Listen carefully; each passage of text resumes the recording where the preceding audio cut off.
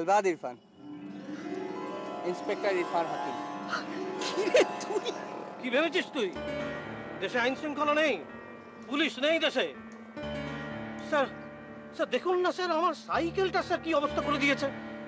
Sir আমার গায়ে হাত দিয়েছে। দেখ ইরফান, আমি একটু অন্মনস্ক হয়ে হাঁটছিলাম, ওনার সাইকেলটা পড়ে যায়, আমি তুলে দিয়েছি, ওনাকে সরি বললাম, অথচ দেখ ব্যবহারটা দেখ। 1 মিনিট, আপনি মাঝ রাস্তায় সাইকেল দাঁড় করিয়ে কি করছিলেন? তা কি করব? সাইকেলটা মাথায় তুলে নিয়ে ব্যালেন্স খেলা দেখাবো? ওর চোখ নেই? ও রাস্তা দেখে চলতে পারে না? খুব মেজাজ দেখছি। হ্যাঁ, এই মালটাকে গাড়িতে তুলুন। এই চলুন, থানাতে চলুন তো।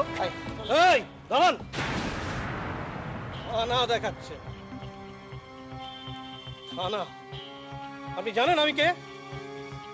আপনার থানা আমাকে পুষতে পারবে, রাখতে পারবে ধরে আমাকে? থানা থানা দেখাচ্ছে।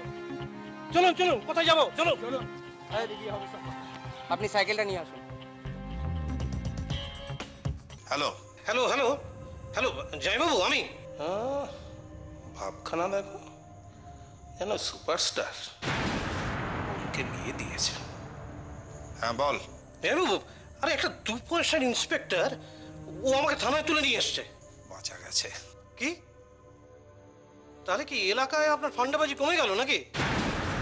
আরে আপনার কথাতে তো আমি বাড়িঘর তো সব ছেড়ে দিয়ে এ পাড়াতে এলাম, আর আপনি এখন যদি... শোন, এত ভাবিস না, দাঁড়া দেখছি, মুখটা একটু বন্ধ রাখ।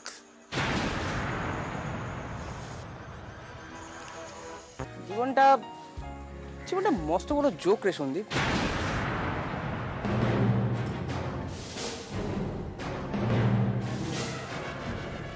ঠিকই বলেছিস, নয়তো ক্লাসের সেই সব থেকে শান্ত ছেলেটা আজ জেল ফেরত আসামি হতে পারে।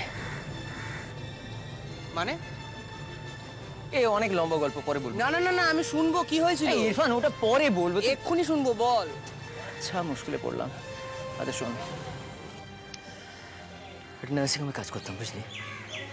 আমার বোন অপু, ওকে বিয়ে দিয়েছিলাম ওই বাড়িতে। দিব্যি কাজ করছি, ভালো ফ্যামিলি, কোনো ঝঞ্ঝাট নেই, কিছু নেই। হঠাৎ একদিন একটা পেশেন্ট মারা গেল। ও মাই গড।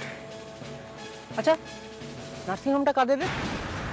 নার্সিং হোমটা আমার, তাই আমি যা সিদ্ধান্ত নেব সেটাই অফিসিয়াল রুলস হয়ে দাঁড়াবে, and you have to follow them. খুবই আনন্দের কথা স্যার, কিন্তু স্যার স্টোরে কোনো মেডিসিন নেই, তাছাড়া ওটির অবস্থাও ভালো নয়। পেমেন্ট নিয়ে স্টাফদের মধ্যে যথেষ্ট ক্ষোভ আছে স্যার। একটা এত বড় অর্গানাইজেশন চালাতে এরকম ছোটখাটো প্রবলেম তো হতেই পারে। আচ্ছা আচ্ছা, আপনারা চন্দন বাবুর সাথে কেন কথা বলছেন না? মানে?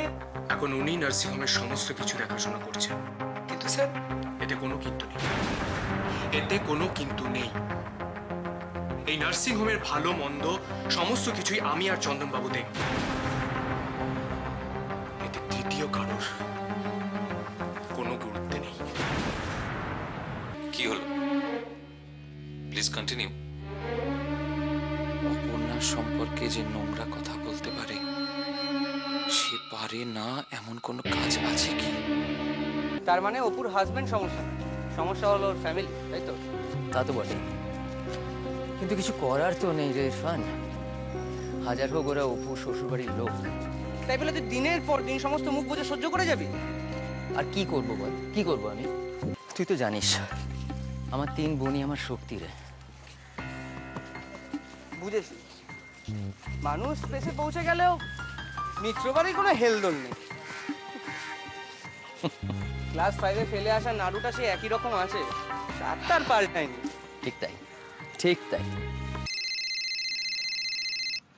হ্যালো, হ্যাঁ কে বলছেন? গজেন?